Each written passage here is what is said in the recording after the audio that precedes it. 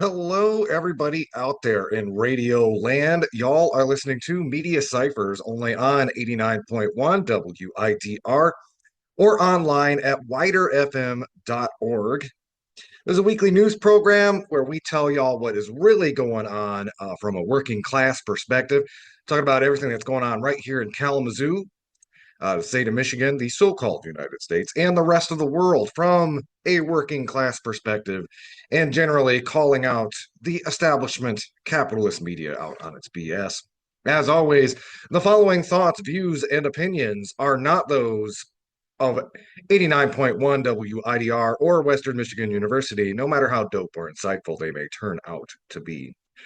Well, we have a lot to talk about on today's program. There was some breaking news overnight. You may have heard, you may not have. Uh, we will give you some of the breaking developments, but the ceasefire, as much as it was, has ended in Gaza, and the genocide is continuing in earnest. We will be talking about that in just a moment. Also, going to be talking about some local and statewide developments, as well as, again, we briefly mentioned it on last week's show, but we definitely do want to spend a little bit more time talking about uh, Mahmoud Khalil and his kidnapping by the U.S. government. So, again, we'll be talking about all that and more later on in the program. I think I actually did want to start today's show, though, with a local story. I want to talk a little bit about how it was covered and also just, what this incident is kind of indicative of here in the Kalamazoo community. So you may have heard about this. Somebody basically sets a houseless community member's belongings on fire outside of the downtown branch of the Kalamazoo Public Library. This is on Monday night, and we don't really know what the motive was. If this was somebody who was hateful because they were houseless. The individual did have some narcotics on them. The alleged arsonist, Scott Hassler, was arraigned on charges of arson, assault with intent to do great bodily harm, and possession of meth and ecstasy, to be specific. Um, but I think it does really highlight one of the ways that people on our houseless community are, the denial of shelter often means the denial of safety. And I want to kind of highlight too the way so WWMT, Channel 3 News, the local CBS affiliate, covered this because it actually, I will say, I have come on the program before to criticize them for the way they have kind of demonized the homeless. And in this particular article, they really do kind of go put a fine point on the problem of houselessness overall. To quote directly from the article that WWMT published about it, this is written by Colin Roos. They go on to say Van Chino works at the daytime shelter ministry with community. There's really nowhere for these people to go, he said. I see there's no camping in the city of Kalamazoo. While there is no motive for the suspected arson at this time, he said weather changes sometimes leave people experiencing homelessness with nowhere else to go and susceptible to crimes. He believes more shelters are needed, along with a stronger focus on bringing down rent costs. The price is really crippling. We've got to look at the jobs around here, he said. So, again, that's only a couple of sentences, but this is when journalism can be used for good. This is, and I have put a lot of criticism on WWMT for, again, they're owned by Sinclair. So Sinclair is a explicitly right-wing media company that is monopolizing the local news market. They've gobbled up local stations all over the country, including right here in Kalamazoo. So they do a lot of these conservative must-runs that are sympathetic to the Trump administration or conservative politics. And even in a lot of their coverage of houseless issues in the past, I've noted a alarming trend of them kind of blaming houseless people for their own problems or portraying them as, inherently criminal or, dirty, that kind of thing. But this really does put the locus on the need to protect our houseless neighbors. And again, how they are more susceptible to crime. Because again, we often see the media narrative that either houseless people are themselves criminals or are somehow deserving of the circumstances they find themselves in. Quick reminder, everybody, we are all one or two paychecks. If you're a working class listener like myself, one or two paychecks away from also chilling out outside the Kalamazoo Public Library or some other place analogous. And yeah, again, what it demonstrates is the particular vulnerability of houseless.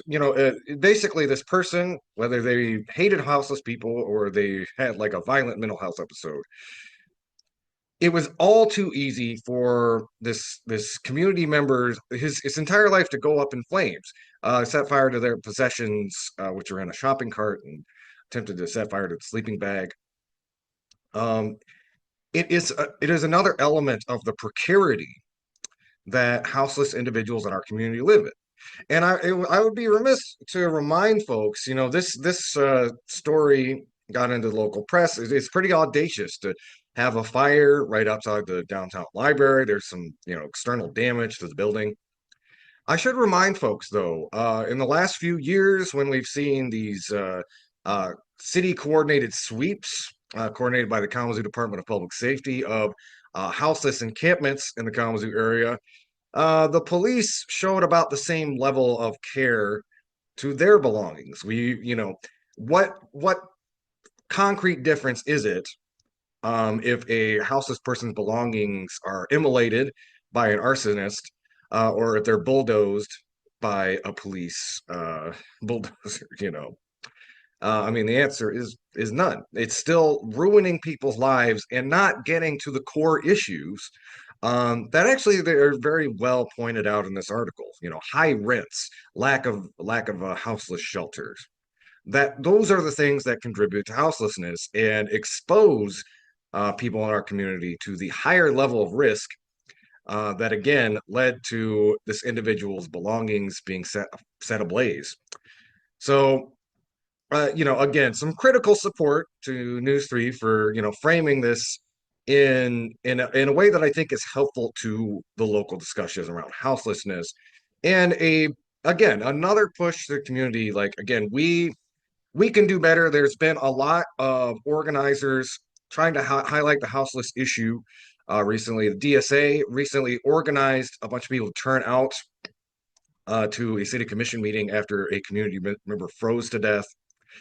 And while we are now entering the spring months, again, you can get hypothermia in as high as 50-degree weather if it's rainy, et cetera, et cetera. And there are other things that houseless people are exposed to, including the potential for this kind of, random and just just completely random violence.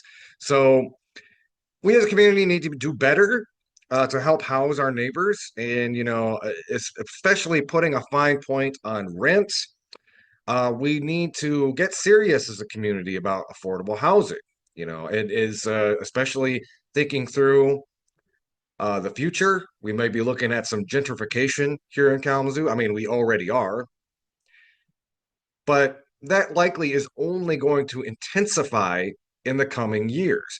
And as I've said many times on the show, if we do not address the houseless crisis now, how are we going to address it in the coming years when there's going to be so many force multipliers to exacerbate the housing crisis, including gentrification, including rent prices, including even looking a little further ahead, the climate crisis, which will bring a lot of climate refugees into Michigan's relatively stable region. If we're not taking care of each other now, how are we going to take care of each other when people from all over the country and the world are coming here to seek shelter from the proverbial storm. It's something I've talked with even like community leaders about, and that's something that I don't think really it gets thought of as much as it needs to. Is again, housing is going to be, and houselessness is going to be an existential crisis for this community that is going to be again some very unique pressures are going to hit it in the decades to come, and it's something that we as a community really need to focus on. So if you do want to read the WWMT article for yourself, that is from Colin Roos. It was published on March 17th. Quick response prevents disaster following fire outside of the Kalamazoo Public Library.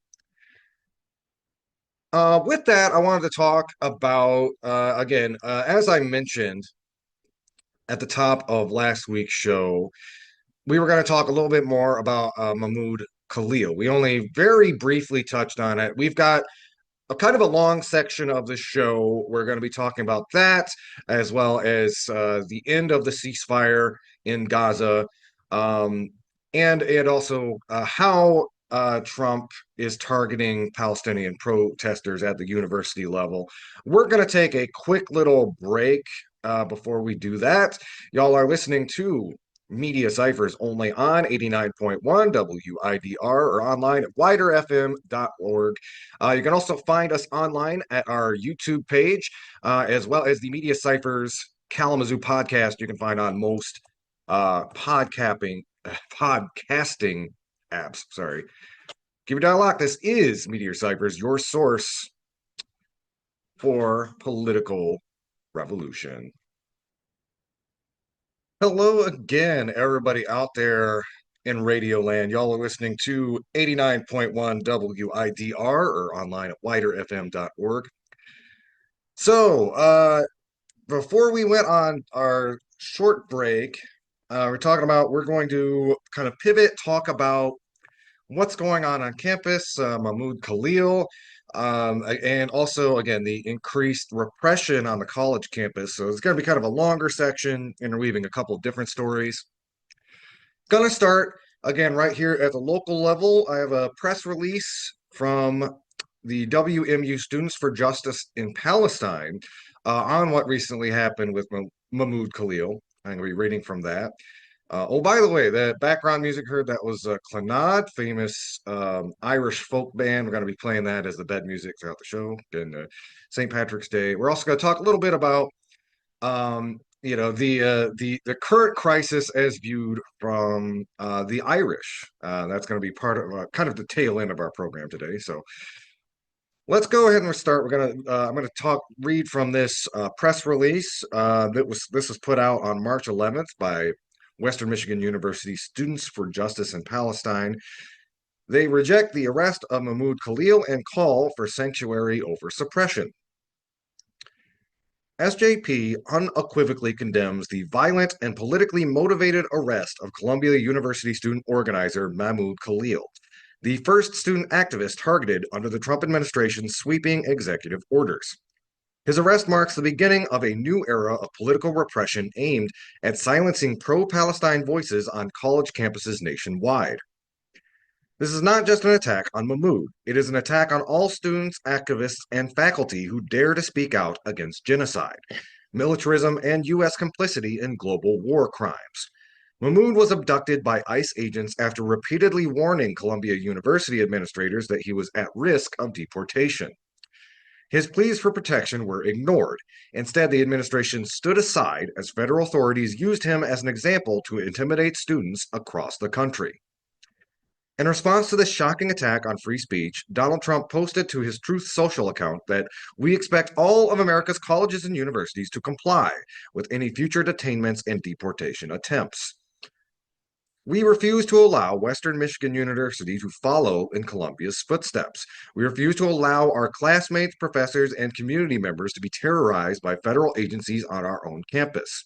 If the WMU administration will not take the necessary steps to protect its students, then we will.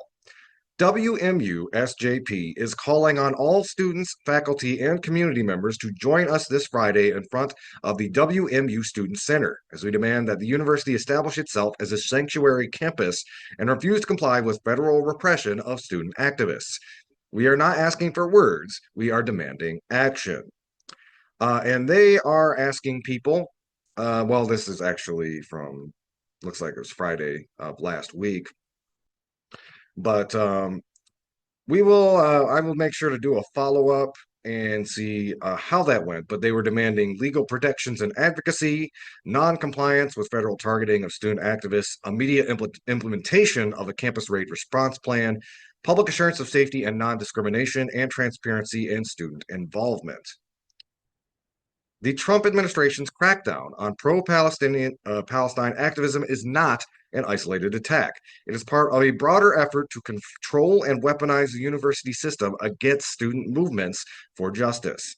WMU's administration has a choice: stand with its students or side with a government actively working to dismantle academic freedom and political dissent. We will not be silenced. We will not be intimidated. We will stand together and demand that our university protect us. That was a press release from WMU Students for Justice in Palestine. I wanted to pivot a little bit to, again, talking more about how people are responding to the arrest of Mahmoud. This is an article from Left Voice. It's a shorter one. It's written by Samuel Carlin. This is published on March 16th. People across the U.S. are mobilizing to free Mahmoud Khalil and resist the far right. The Trump administration's abduction of Mahmoud Khalil has not gone unchallenged. The movement for Palestine in New York City has seen renewed energy following the news that plainclothes federal agents arrested Khalil, a negotiator for Columbia University's Gaza Solidarity Encampment, in front of his pregnant wife. The week kicked off with thousands taking to the streets to demand Khalil's release. The protests continued throughout the week with mobilizations in the streets bolstered by student walkouts throughout the city. Jewish Voice for Peace held a high-profile occupation of the lobby of Trump Tower, demanding Khalil's release and putting forward the slogan, "Fight Nazis, not students." Despite Khalil's denouncement of anti-Semitism being a matter of public record, the far right continues to smear him as anti-Semitic in a way to justify his abduction. As a side note, even a lot of Democrats, such as Chuck Schumer, who's kind of showed a lot of cowardice lately, says, like, I don't agree with what Mahmoud Khalil has to say, but I do agree with his right to say, blah, blah. You know what Mahmoud Khalil had to say? He basically, and I'm paraphrasing a bit here, but his vision of a future was is a peaceful state where both Jews and Arabs in the Palestine Israel region could live in peace with one another. Yeah, that sounds real hateful. It's Mahmoud was in many ways what you would call like a model protester. He was always trying to de-escalate on Columbia. He was always negotiating and good. He was basically acting the way that the system or the government or whatever tells protesters to behave. But he got anyway, and he's being smeared as an anti-Semite, despite the fact that nothing he said has been like anti-Semitic in the slightest. Anyway, going on. Despite Khalil's denouncement of anti-Semitism being a matter of public record, the far right continues to smear him as anti-Semitic as a way to justify his abduction. Jewish Voice for Peace's action was an important rejection of these false claims of anti-Semitism by a deeply anti-Semitic administration. By the end of the week, protests were still going. At Columbia University, student workers of Columbia held a rally denouncing the university's attacks on the union's right to bargain. The rally merged with student and community protesters for Khalil. And these are just the protests in New York. There have been actions demanding Khalil's release elsewhere, including outside the ICE detention facility in Louisiana, where he is detained. Activists at UCLA also held a rally demanding Khalil's release. Along with protests, his story has drawn national attention. Major news outlets that have spent the past year giving cover to the state's attacks on the movement for Palestine have had to cover his case and voice opposition to this attack. While Khalil's abduction is first and foremost a clear attack on the movement for Palestine, the implications are far greater. The right is testing its ability to crush progressive movements and sentiments at universities. There's also an unprecedented escalation in Trump's war on immigration. Many people who have been backed or at least not strongly opposed this war were told that it was just about attacking criminals who enter illegally. The administration's attempt to make green cards and the rights that come with them meaningless shows just how dangerous it is to normalize the right's anti immigrant agenda. Fortunately, there is already a basis to fight back. Higher education unions have been one of the more dynamic sectors of the labor movement in recent years. These unions have the power to strengthen the student movement for Palestine at universities across the country, while also fighting the right's broader attacks on universities and the labor movement. Labor movement is also beginning to show its power in the thousands of workers and unionists mobilizing against the austerity being carried out by Elon Musk's Department of Government Efficiency. Meanwhile, even before Khalil's abduction, the escalation of the war on immigrants sparked anti-ICE protests from California to the Midwest to the Deep South. These protests are another important layer of opposition to the far right, which can strengthen the demand for his release and oppose attacks on pro-Palestine activists. The far right wants people to believe that resistance is futile, but thousands of people are already demonstrating a commitment to fight these attacks. By combining our fights, we can free Mahmoud Khalil and oppose all of Trump's attacks on our movements. That was written by Samuel Carlin for Left Voice. Headline is People across the U.S. are mobilizing to free Mahmoud Khalil and resist the far right. On that note, I want to pivot to an article from Truth Out, which dives a little bit deeper on to pro-Palestine campus organizers. Demilitarization and democratization go together. It's an article by Derek Seidman. It was published March 16th. I wanted to highlight this one in particular because they interviewed a somewhat recent guest on our show, Hawaida Araf. You may remember we interviewed them. They ran to be a regent for the excuse me, for the University of Michigan, and you can go back and listen to that interview. It was there was some very apparent drama and some not necessarily above board things that went on at the Michigan Democratic Convention when it came to her nomination. So I wanted to read a little bit from their discussion with Hawaida Araf, just to kind of give us an update on our former guest and hear what they have to say on the current state of pro-Palestine campus organizing. So in the interview, they start by asking, Hawaida, as an alum, how did you get involved supporting students at the University of Michigan? And Hawaida responded, the students at U of M initiated everything on their own, and they were phenomenal. After October 7th, I joined alumni groups that were supporting the student organizers. We helped spread the news and circulate petitions, and we rotated going to the encampments, often bringing food. We pledged as alums not to support the university financially or otherwise in solidarity with students. I did some speaking and webinars. Now I'm trying to support them by suing the University of Michigan for violating their constitutional rights after it singled out pro-Palestine protesters for academic discipline and shut down the Students for Justice in Palestine chapter on campus. I was proud of the young Palestinian and Jewish American organizers for what they did, and also proud that this was happening at the University of Michigan. I wanted to serve as a resource for moral support and help with whatever I could. Michigan is one of the only states in the country where you can elect a board of regents for our flagship universities.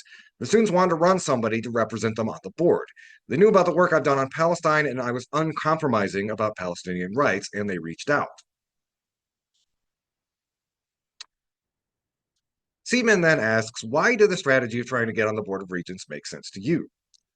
They respond, the students needed somebody inside the Board of Regents. I would have only been one of 8 regents if elected, but the students needed a voice inside to try to protect them and their civil liberties. That was my number one motivation. But I was also impressed by their willingness to engage in electoral organizing, particularly because so many young people don't get involved in the political process, and I want to encourage that. My slogan was leadership that listens. The students, the staff, the faculty, the community, that's who the Board of Regents works for, and they don't have enough of a voice. In fact, the university administration and the Board of Regents are using their power to silence those voices. So my decision to jump in was really to support the students. They needed to mobilize quickly to register as many people to vote as possible. They registered over 2,000 people as Michigan Democratic Party members in just a few days and started to mobilize. We only had less than 3 weeks, but the students and pro-Palestinian voices generally dominated the convention. They brought their neighbors and their families. There were approximately 1,400 people there, and I got over 800 votes, more than half of the raw votes, though the votes are weighted differently. But more important than the votes was just the presence of such a young and vibrant group.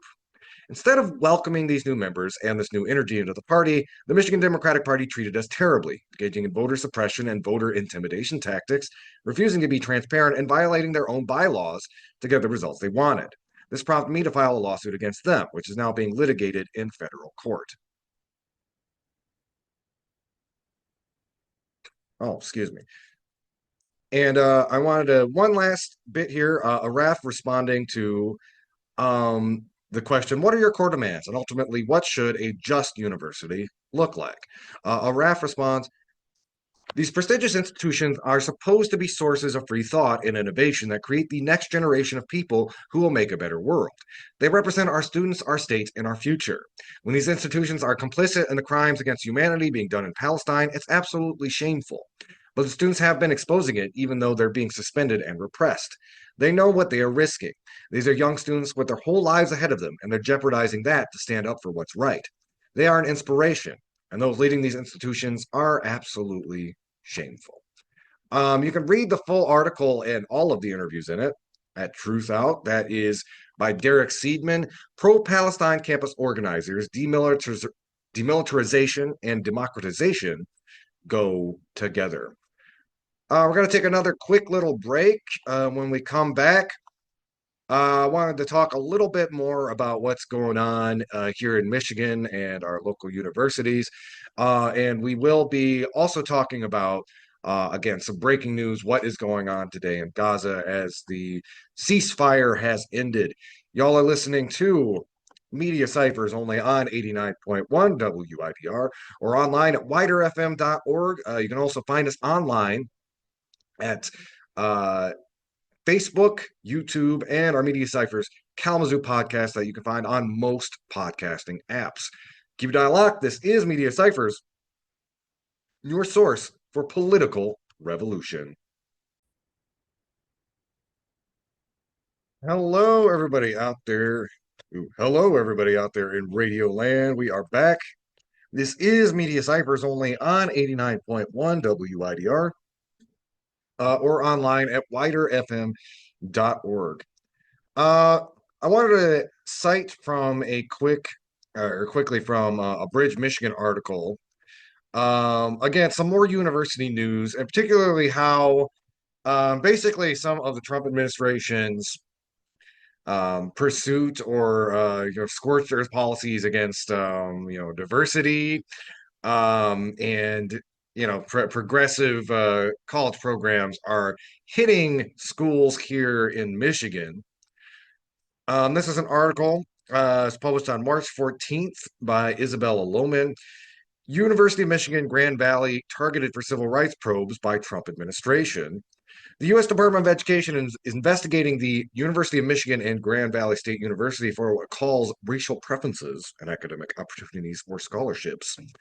The investigations could potentially lead to loss of federal funding, which could amount to millions of dollars or more at the two Michigan public universities, and mark an escalation of war the administration of President Donald Trump is waging on diversity efforts. The schools are among 51 universities and colleges that are under the Department of Education investigation nationwide, according to a Friday announcement, ranging from prestigious institutions like Yale University and Massachusetts Institute of Technology to regional schools. University of Michigan is one of 45 schools across the country being investigated by participation in the PhD Project, a national organization founded in 1994 as a means to help diversify the pool of business professionals, including academic faculty. Grand Valley is one of 6 schools being investigated for what the Education Department calls race-based scholarships. And this is really the perverse thing I'm going to tell you. So the schools are being investigated under Title VI of the Civil Rights Act, which prohibits discrimination on the basis of race, color, and national origin in education programs and activities that receive federal funding. So basically, what this through the looking glass thing that's going on here is the Trump administration's Justice Department is basically viewing it through this white nationalist lens that anything that helps support historically marginalized groups is actually racist against white people. That's basically the whole logic here. And what is motivating them to try to strip these schools of their funding. Now, there's two things going on here, and sometimes people, some of my more Marxist or leftist friends, kind of confuse these two. It's an all of the above thing. Like, yes, this is kind of a smokescreen, so the right can pursue its long-held agenda of dismantling public schools and the Department of Education. Yes, but they also do believe this bigoted nonsense. They do think white, quote unquote, white people are being oppressed. And it kind of reminds me of that old canard, like, to people who've been historically privileged, equality feels like oppression. And, you had some people coming out of the woodwork after Trump got elected that, like, were, yay, we can say slurs at work again now. Like that was some sort of oppression, quote unquote. It also relies on a deliberate I don't know what you call it, misinterpretation or I guess just like willful mischaracterization of diversity, equity, and inclusion programs. Say that they are all about like trying to quote unquote shame white students or elevate students of color. Any decent anti-racist education is trying to highlight historical facts about United States history that have systemically oppressed, marginalized groups, artificially elevated, people from the European diaspora, and seek again solutions, how to fix it, how to, create a better place for all of us to live. It's not just about trying to make, kids with a lack of melanin feel bad about themselves. But again, this is the thrust, this is the justification that they are using to go after University of Michigan.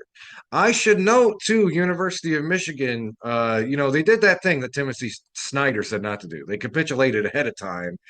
We ran a story last fall before Trump got into office about how University of Michigan was going to be stepping back from its DEI initiatives, much in the same way that schools like Columbia brutalized and allowed their students to be brutalized who or were protesting against the genocide.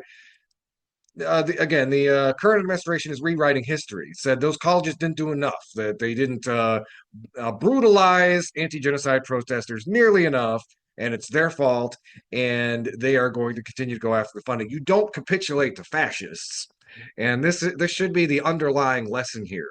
And yes, they may waive this funding overheads, and this is a genuine problem. Where are universities going to make up the money that the federal government is withholding from them? How are they going to deal with the triage that is going to come with that in the next few years?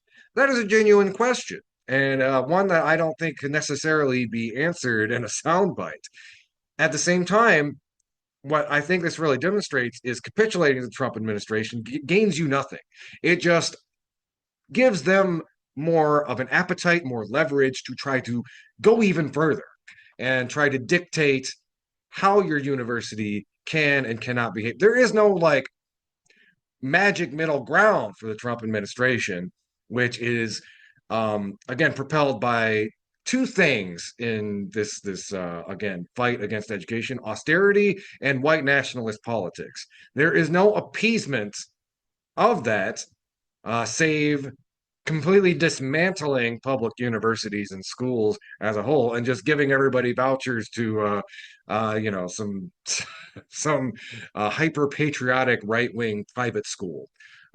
So although even some of them have been, there's a really kind of side note, one of the investigations did go to Hillsdale College. It's like that's lit. We've done it. We literally had a whole 2 hour episode about how it's a right wing think tank. So it's interesting.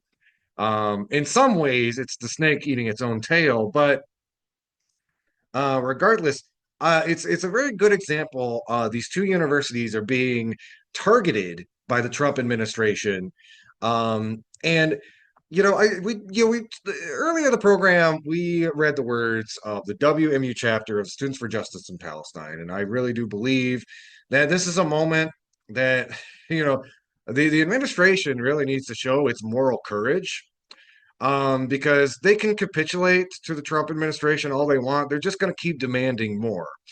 And if they stand up for themselves, they can actually at least shore up community support, and have the backing of the people of Kalamazoo rather than just throwing students under the bus for fewer and fewer returns. Because make no mistake, one way or another, it is the goal. I mean, read Project 2025. They want to stop funding colleges and universities and basically give government money to private institutions that toe the line of this sort of, alternative, what proud white nationalist history.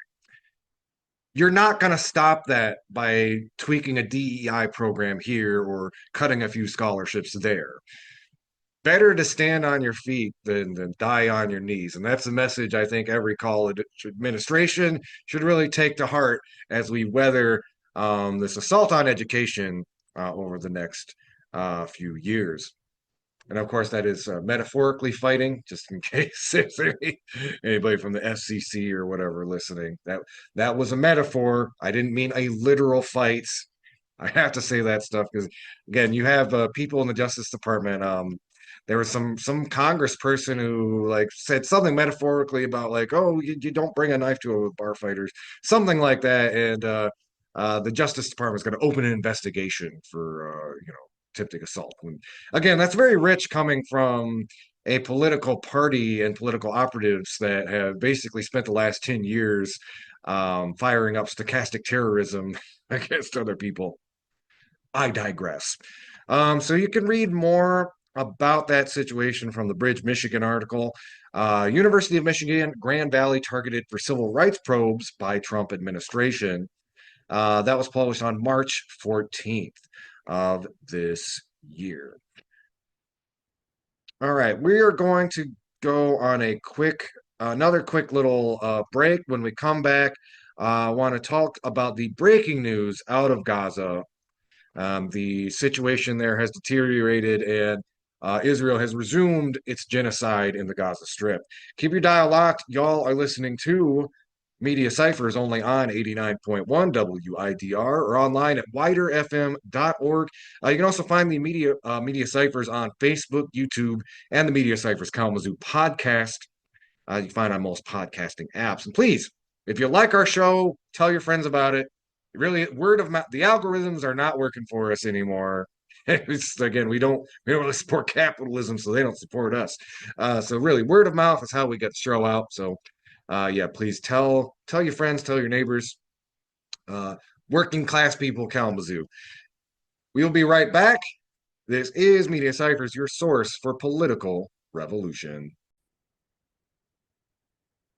Hello, everybody out there in radio land. Y'all are listening to Media Cyphers only on 89.1 WR or online at widerfm.org. Want to focus on something that happened here in the state of Michigan and frame it against national politics and just shame on some of our local legislators for this. This is from a Detroit Free Press article from March 12th. 8 Democrats joined GOP in voting to urge MHSAA to ban transgender kids from girls' sports. The Michigan House of Representatives passed a resolution Wednesday strongly urging the Michigan High School Athletic Association to ban transgender girls from girls' sports. 66 representatives voted for it, including 8 Democrats. 43 representatives voted against it. The resolution, which does not carry the weight of law, called on the MHSAA to adhere to President Donald Trump's executive order banning transgender women and girls from competing in school sports for women and girls. Excuse me. The MHSAA evaluates requests by trans athletes on an individual basis. For the fall of 2024, not 20, not 200, not 2000, two transgender girls participated in high school sports. According to Equality Michigan, an advocacy group for the state's LGBTQ plus community, no trans athletes are signed up to play winter sports or sports for the upcoming spring season. Aaron Knott, who was a former Kalamazoo City Commissioner and Executive Director of Equality Michigan, said, "We want all sports to be fair and student athletes to be safe. That's why the MHSAA already has rules about who can participate in different sports at different levels across a range of issues. They already have a process in place and are experts when it comes to sports in schools.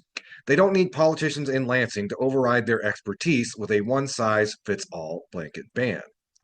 It is unclear if Trump's executive order conflicts with Michigan's anti-discrimination Elliott Larson Civil Rights Act. I look, I'm not a lawyer, but I kind of think it does. It does. So anyway, um, and then I also want to read Representative Emily Dievendorf from Lansing spoke against the resolution. I want you to think about what it means to be a kid, figuring out who you are and trying to find a place to belong. Learning confidence through the support of your peers and mentors. Now imagine instead being told by adults, by your own government, that you are the problem.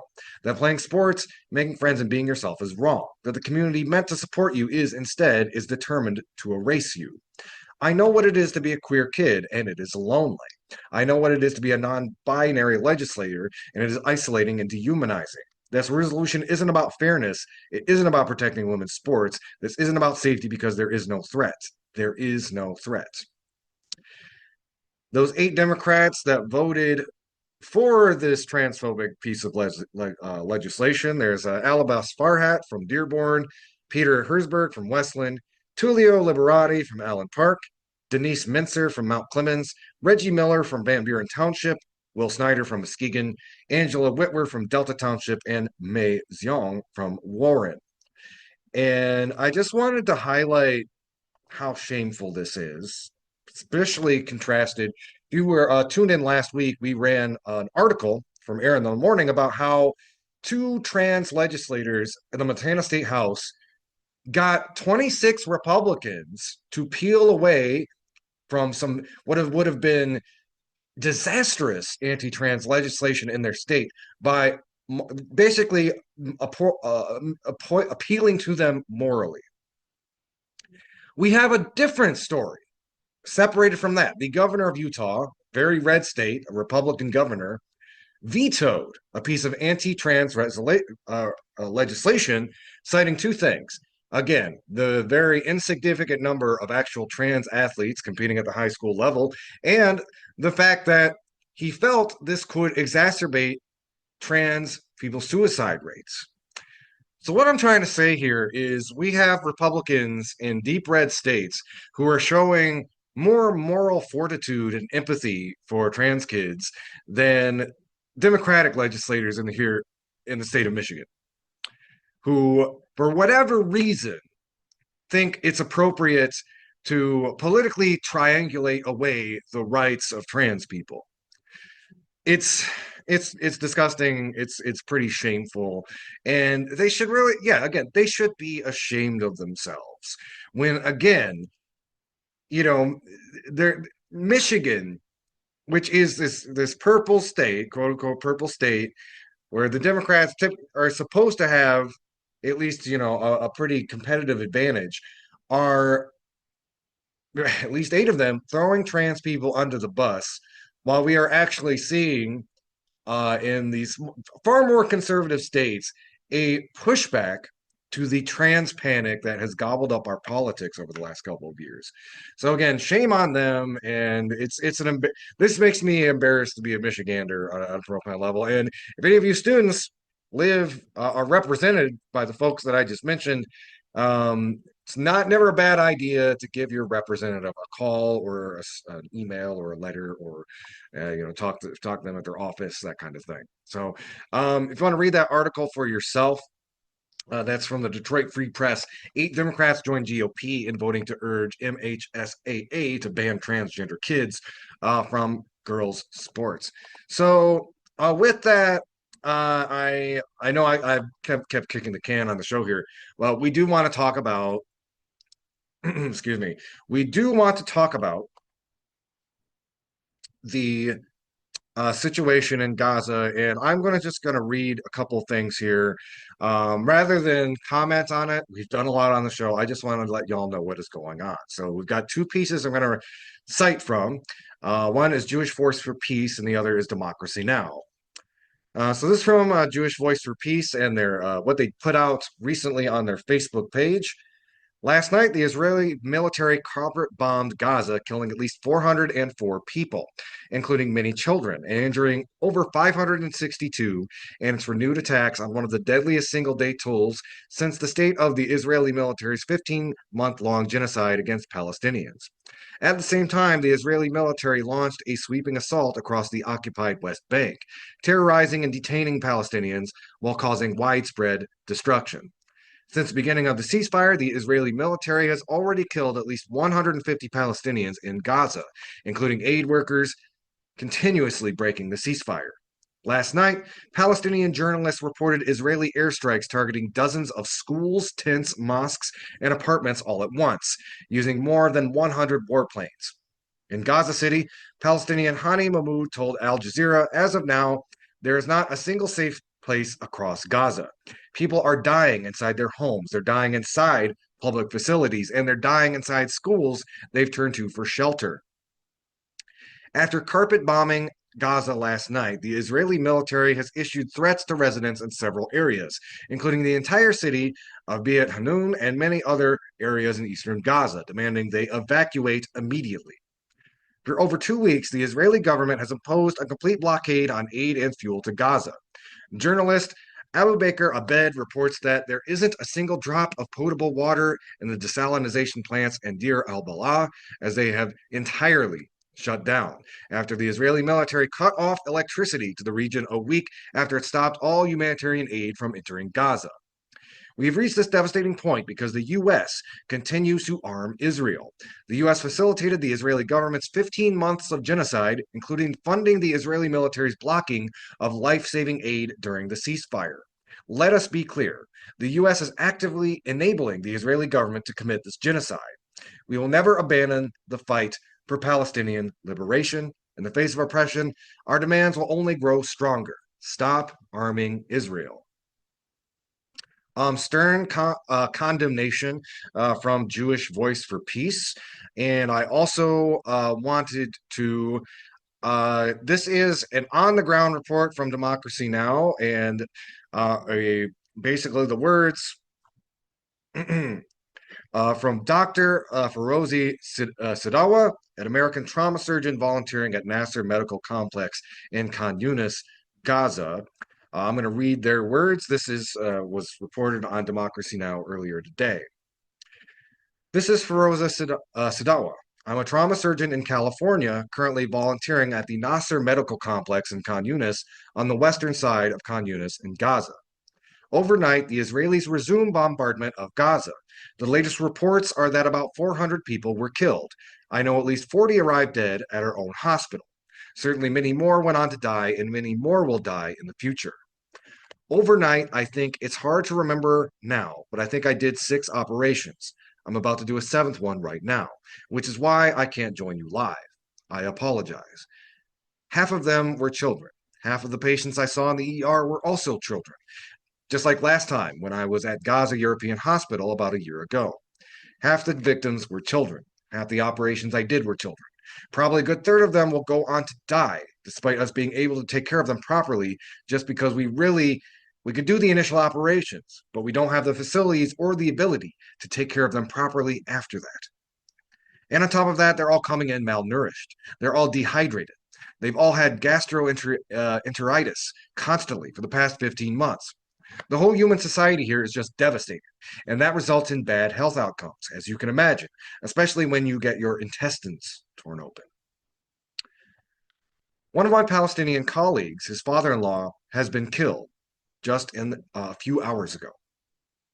He was actually running the triage in the emergency room. So keeping people outside, making sure that people could access the hospital who actually needed it. And kind of what we call walking wounded. People who were injured but could wait to be seen were kept in a separate place. His father-in-law was killed, and he found out about that an hour into the process of a mass casualty event. He just kept working. Didn't go to see him until he'd already been buried this morning because he had to take care of his patients. One of the women who I operated on, a 29-year-old woman, her sacrum, the lowest bone on your spine, kind of between your spine and your pelvis, has a tennis ball-sized hole in it, which is basically the whole sacrum. Rectum was torn in half. Her bladder is injured. Her private areas were injured. She's a 29-year-old woman. She's actually the sister of one of the doctors who works at the hospital. I didn't find that out afterwards until I operated on her. Yeah, it's obviously quite devastating. I suspected that the war would restart while I was volunteering on this trip, because the Israelis basically announced that they would restart it while I was here.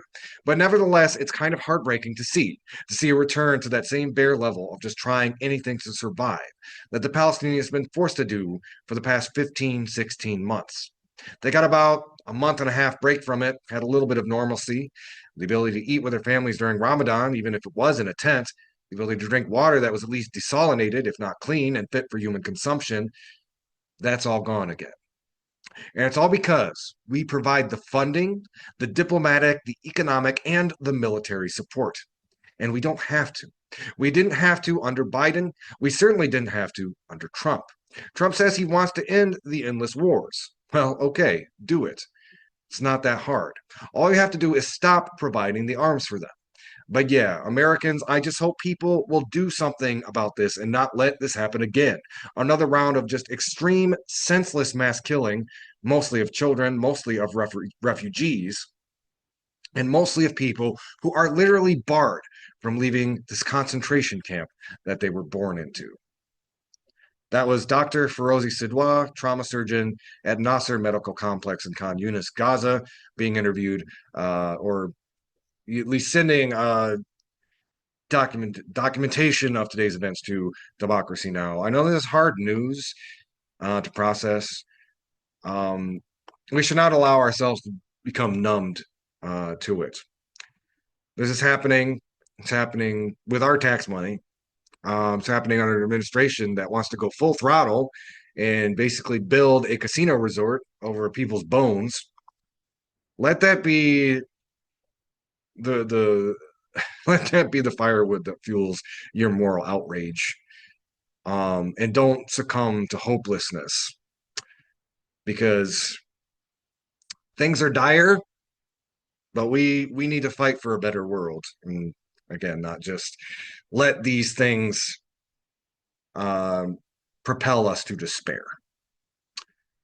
We're going to take a quick break. When we come back, I'm going to close out the show with a little bit of coverage of how Ireland is responding to recent events, and just a quick little bit of history about their struggle against colonialism. Keep your dial locked. This is Media Cyphers, only on 89.1 WIDR, or online at widerfm.org. You can also find us online on our Facebook, our YouTube, or the Media Cyphers Kalamazoo podcast. You can find on most podcasting apps. Keep your dial locked. This is Media Cyphers. We will be right back with more political revolution. Hello again, everybody out there in Radio Land. Y'all are listening to Media Cyphers, only on 89.1 WIDR, or online at widerfm.org. Going to close out the show talking a little bit. So, yesterday was St. Patrick's Day, and beyond it just being a holiday, a lot of people just go out and get green beer or something. I usually on our shows that are around St. Patrick's Day, I like to remind people of the deep history of anti-colonial struggle that has been fought by the Irish people, and I'll also kind of frame it around current events. So I want to do that with two pieces here.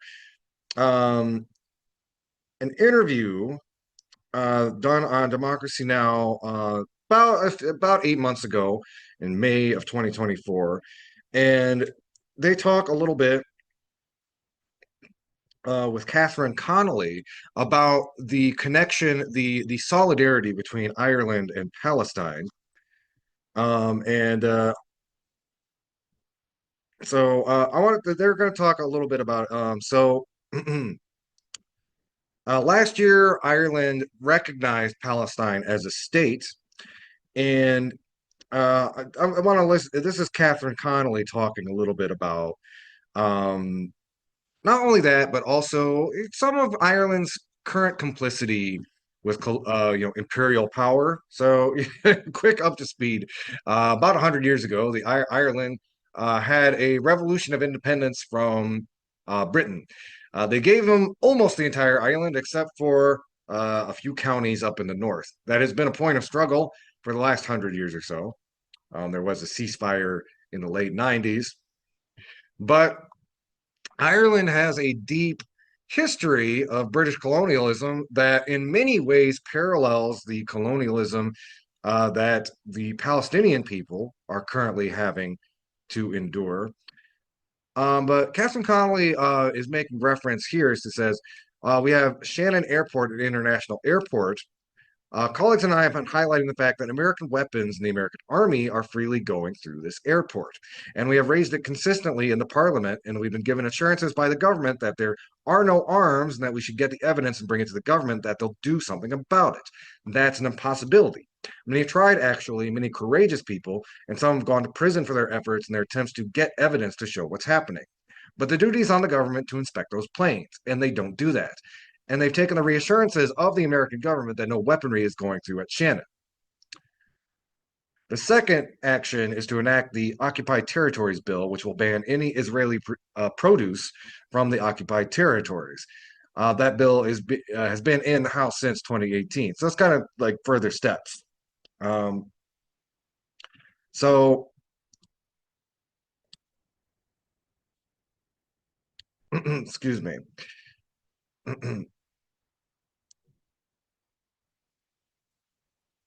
So they go on to talk a little bit about kind of the state of again the genocide as of May of last year. But I wanted to reference kind of them making these comparisons between Ireland and Palestine. Uh, so Amy Goodman asks them to talk about the context of Irish history. Catherine Connolly says, it's upsetting for Irish people to see what is going on. We've had this feeling with famines in Africa as well. Our solidarity is immediately with those who suffered anyway, but particularly from famine, including the Israeli induced famine going on. Just last Saturday, indeed, I took part, can you imagine, 170 years approximately after the Irish famine. I'm taking part in an annual famine walk up in Mayo to commemorate the millions that died or were forced to leave or died in coffin ships as they went over to America, Canada, and other countries. So the memory is alive for us. It has come down through the generations. Of course, we had two guest speakers, and one of them was from Palestine. And we were actually all reduced to tears as we listened to her tell factually what was happening in Gaza as she spoke. She talked about losing her 5-year-old niece and her grandfather dying both of starvation and a broken heart. So, our history of being colonized, our history, we know how to speak truth to power.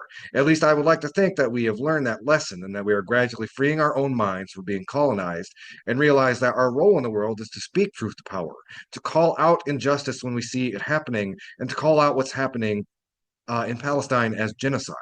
That's not the same thing as being anti Semitic. Absolutely, they're worlds apart. To starve, to use famine as a weapon of war and genocide is just, I have no words to describe that. We'll link to that in the show notes, but again, that is from last year, Irish lawmaker talking about. And then I also wanted to cite this is an article from an Irish socialist news website, Rebel News, and it's them talking about kind of the recent goings on with Donald Trump and both kind of the Irish perspective on it. So this is an article written by Jack Smith, published on March 3rd. Trump's Pax Americana, no way. In January, two U.S. military planes carrying deportees of Colombian origin were refused and returned by the American nation, sparking a heated verbal spat between Colombian President Gustavo Petro and re-elected President Donald Trump of the U.S. Trump responded to Petro's refusal of the airplanes by threatening Colombia with a 50% tariff on all imports to the U.S. The hardline escalation then prompted President Petro to take to social media with a passionate message defending his actions. A migrant is not a criminal and must be treated with the dignity that every human being deserves. This is why I ordered the return of U.S. military planes carrying Colombian migrants. Petro also posted a video of Brazilian migrants recently deported from the U.S. to Brazil. The video showed a line of individuals being marched onto a plane by military personnel with their hands and feet shackled in a dehumanizing manner. Despite Petro's initial defiance, not 2 days later, his office backtracked, agreeing to allow the military aircraft permitted to land and accept the deported Colombians within. The response from the White House to this 180 betrayed the glee of the new Republican administration, now emboldened with the knowledge that such foreign opposition could be so swiftly dealt with. Today's events make clear to the world that America is respected again. I don't know if respected would be the word I'd pick, but anyway. For Ireland, Petro's belief but failed resistance against Trump's aggressive expulsion of illegal migrants bodes poorly for the future of Shannon Airport. In Ireland, as we were just talking about in the last article, as we look down the barrel of 4 more years of Trump's aggressive expansionism and his contrived Pax Americana. Since the extent to which Shannon Airport was illegally employed by the U.S. military through George Bush's campaigns in Iraq became known amongst the Irish people, there have been large-scale calls nationwide to ban U.S. military flights from the airport. The release of WikiLeaks' Shannon cables fed into the national outcry. When the U.S. snapped its fingers, Ireland jumped. No flights were inspected, and so Shannon Airport becomes a vital base for the transport of weapons and the illegal rendition of foreign nationals. Shannon Airport is lauded by U.S. intelligence in these cables for being a key transit point for U.S. troops and material bound for theaters in the global war on terror. In the year 2005, roughly 340,000 U.S. troops passed through Shannon Airport on nearly 2,500 contract carrier flights. 2 decades and a genocide in Gaza later, and the situation at Shannon Airport has barely changed. Independent media site The Ditch has released multiple stories concerning breaches of international law implicating Shannon Airport. In September of last year, The Ditch reported that the airport had been used to send weapons of war from Israel to the U.S. In May, they wrote of a U.S. general on board a military cargo plane that's frequently used to transport munitions on its way to Israel. No amount of protests by Shannon Watch, Palestine groups, anti-war activists, Mothers Against Genocide has shifted the government's determination to not search. With Trump's presidency, the undermining of Irish neutrality through the use of Shannon Airport looks set to continue. The goings-on at Shannon Airport will continue to be ignored by Michael Martin's administration. Trump's slapping of tariffs on Colombia for daring to stand in Trump's way will no doubt be seized upon by the Irish government as a case study to show why doing nothing is the only way. It may even inspire more flagrant assaults against Irish neutrality and the triple lock. It will certainly be used to ensure that the Occupied Territories Bill never sees the light of day. Yet our repeated national demonstrations for Palestine would indicate that under Trump, the Irish government will find it increasingly difficult to justify a cap-in-hand attitude to Trump. Palestine, Shannon Airport, and the Triple Lock are interwoven as they lay bare Ireland's long-standing, ever more shocking capitulation. Which is why now the annual jamboree of visits on St. Patrick's Day to the United States is a step too far. Sinn Féin has decided they will not attend as a protest against President Donald Trump's stance on the Gaza Peninsula. Mary Lou McDonald said at the end of February that the Trump administration's position was catastrophically wrong. He was taking a principled stance against Trump's proposal to remove 2 million Palestinians from Gaza so that the U.S. can own and rebuild a Riviera of the Middle East. Sinn Féin were finally coming out and recognizing the extent of anger over Gaza. But McDonald spoiled the political effect of this significant move. She said that she absolutely believed Michael Martin would travel to Washington and to the White House, urging him not to equivocate on the issue of Gaza. This was political wizardry, saying 2 things at the same time, taken to a new level. Principled stands in opposition, but not in government, makes no sense. Trump's real estate makeover of a land evacuated of people, both in its appeasement of Netanyahu and its crude money making aim, is appalling by any count. Martin repeats Trump's grubby hand in the till approach. The St. Patrick's Day trip to Washington, D.C. is a wonderful opportunity for Ireland. To boycott it would be both quote unquote reckless and irresponsible. The last thing we need is for tit for tat tariffs. Evidently, our current government is more concerned by incurring any potential Trumpian wrath, which would affect Irish selling power, than they are in standing up against genocide. Sinn Féin's response, the first part of it, speaks of the scale of the impact of our movement for Palestine.